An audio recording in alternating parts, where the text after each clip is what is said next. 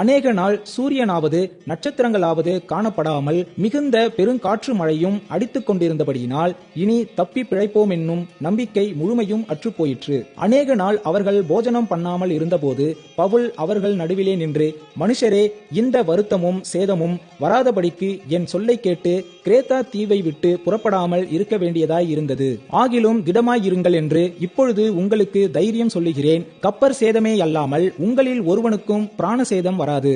ஏனென்றால் என்னை ஆட்கொண்டவரும் நான் சேவிக்கிறவருமான தேவனுடைய தூதனானவன் இந்த யாத்திரையிலே என்னிடத்தில் வந்து நின்று, பவுலே, பயப்படாதே, நீ ராயனுக்கு முன்பாக நிற்க வேண்டும். இதோ உன்னுடனே கூட யாத்திரை பண்ணுகிற யாவரையும் தேவன் உனக்கு தயவு பண்ணினார் என்றான். அப்படியானால் மனுஷரே, திடமனதாய் இருங்கள், எனக்கு சொல்லப்பட்ட பிரகாரமாகவே நடக்கும் என்று தேவனிடத்தில் நம்பிக்கையாய் இருக்கிறேன். ஆயினும் நாம் ஒரு தீவிலே விழ வேண்டியதாய் இருக்கும் என்றான். 14ஆம் ராத்திரியான போது நாங்கள் ஆதிரியா கடலிலே அலைவுபட்டு ஓடுகையில் நடுஜாமத்திலே கப்பலாட்களுக்கு ஒரு கரை கிட்டி வருகிறதாக தோன்றிற்று. உடனே அவர்கள் விழுதுவிட்டு 20 பாகம் என்று கண்டார்கள்.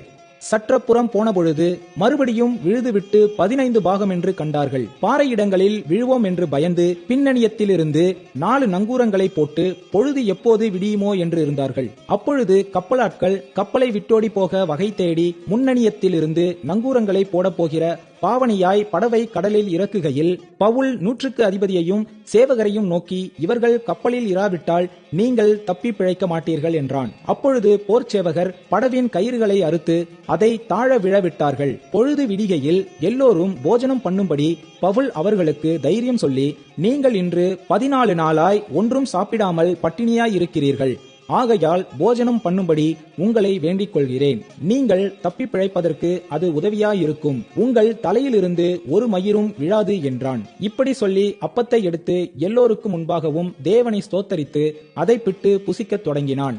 அப்பொழுது எல்லோரும் திடமனப்பட்டு புசித்தார்கள். கப்பலில் 276 பேர் இருந்தோம். திருப்தியாக புசித்த பின்பு அவர்கள் கோதுமையை கடலில் எறிந்து கப்பலை இலகுவாக்கினார்கள். பொழுது விடிந்த பின்பு இன்ன பூமி என்று அறியாதிருந்தார்கள். அப்பொழுது சமமான கரையுள்ள ஒரு துறைமுகம் அவர்களுக்கு தென்பட்டது. கூடுமானால் அதற்குள் கப்பலை ஓட்ட யோசனையாயிருந்து நங்கூரங்களை அறுத்து கடலிலே விட்டுவிட்டு சுக்கான்களுடைய கட்டுகளை தளரவிட்டு பெரும்பாயை காற்று முகமாய் விரித்து கரைக்கு நேராய் ஓடி இருபுறமும் கடல் மோதிய ஒரு இடத்திலே கப்பலை தட்ட வைத்தார்கள். முன்னணியம் ஊன்றி அசையாமல் இருந்தது. பின்னணியம் அலைகளுடைய பலத்தினால் உடைந்து போயிற்று. அப்பொழுது காவல் பண்ணப்பட்டவர்களில் ஒருவனும் நீந்தி ஓடி போகாதபடிக்கு அவர்களை கொன்று போட வேண்டும் என்று போர்ச்சேவகர் யோசனையாயிருந்தார்கள்.